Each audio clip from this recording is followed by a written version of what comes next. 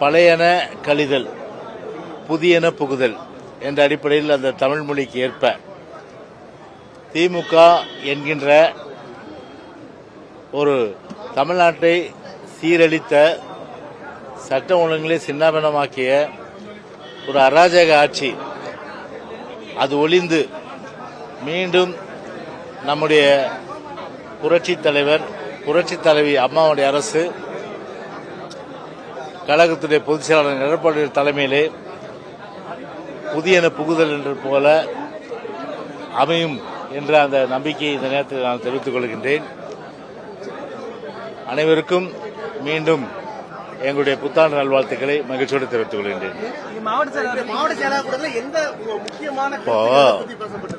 அதாவது மாவட்ட செயலாளர் கூட்டம் கழகத்துடைய பொதுச் செயலாளருடைய தலைமையிலே இன்றைக்கு நடைபெற்றது. குறிப்பாக அது ஒரு இண்டோர் மீட்டிங்.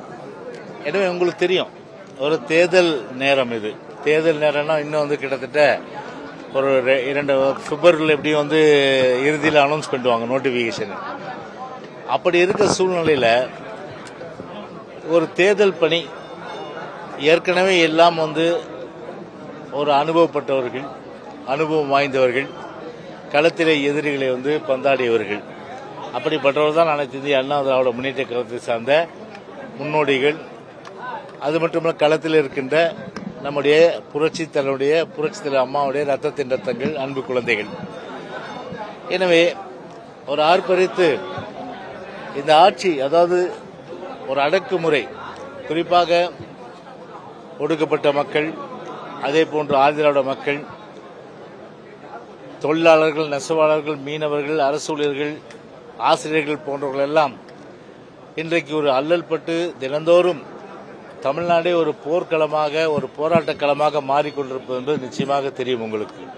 சமீபத்தில் கூட செவிலியர்கள் ஏறக்குறைய ஒரு 10 நாட்களாக அவர்கள் போராடி, ஒரு செவிடன் காதிலே கூட அது சங்கு ஒலித்தாலும் கூட ஓரளவாவது கேட்கும். ஆனால் இந்த குருட்டு அரசாங்கத்துக்கு செவிலியர்கள் குரல் கேட்கவில்லை.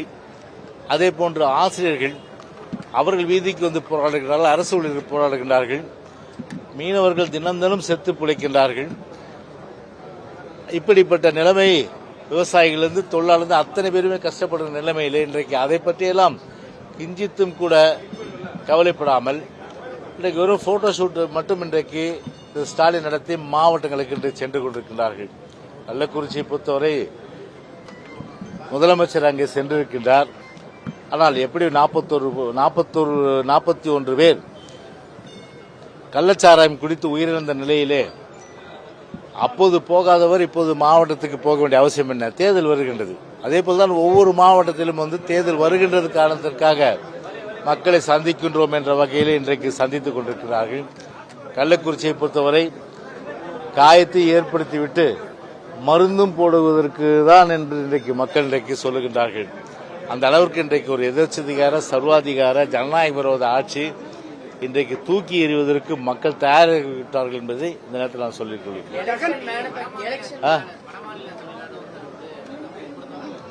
அதாவது இல்ல, ஒரு தமிழ்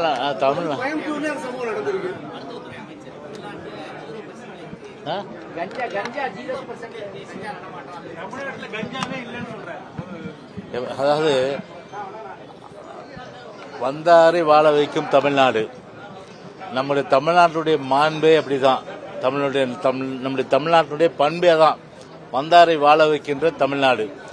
அப்படிப்பட்ட ஒரு தமிழ்நாடு ஒரு தலைகுனிகின்ற ஒரு செயலாகத்தான் நிச்சயமாக உலகம் முழுவதும் இருக்கின்ற தமிழர்களும் சரி, இந்தியாவிலே தமிழர்களுடைய அந்த ஒரு கருத்து, ஒரு தலை நிமிர்ந்த தமிழனை ஒரு தலைகுனிய வைத்த அந்த ஒரு சூழ்நிலை இந்த ஆளும் இந்த திராவிட முன்னேற்ற கழகத்திற்கு உண்டு. அதாவது பொய் சொல்வதற்கு ஒரு அளவு உண்டு. ஆனால் ஒரு வானளவிய ஒரு இமயமலை அளவிற்கு ஒரு முழு பாறாங்கல்லை கூட, முழு பூசணிக்காய் சொல்ல மாட்டேன், ஒரு முழு பாறாங்கல்லை கூட சோற்றிலே மறைக்கின்ற அந்த ஒரு வித்தையை திமுக நன்றாக கத்திருக்கின்றது.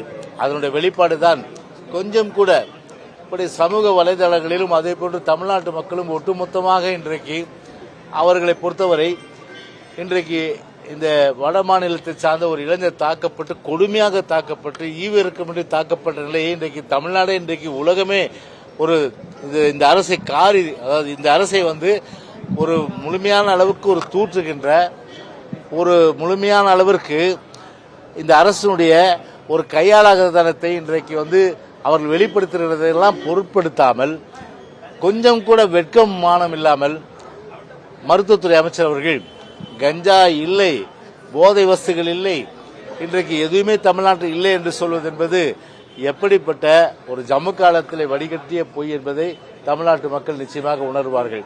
எனவே நான் ஒன்றை மட்டும் சொல்லிக் கொள்கின்றேன், எவ்வளவு நாள் மக்களை ஏமாற்ற முடியும், எத்தனை காலம் மக்களை ஏமாற்ற முடியும், ஏமாற்ற முடியாது. அதற்கெல்லாம் ஒரு விடிவு காலம் என்று சொன்னால் 2026 சட்டமன்ற தேர்தல் தான். இந்த எதேச்சிகார அதிகாரம் கொண்ட ஒரு சர்வாதிகார போக்கு கொண்ட ஒரு சட்டம் ஒழுங்கை சீர்குலைத்த இந்த ஒரு மோசமான ஆட்சி தூக்கி எறிய வேண்டும் என்பதுதான் இன்றைக்கு ஒட்டுமொத்த தமிழ்நாட்டு மக்களுடைய எண்ணமும் கூட.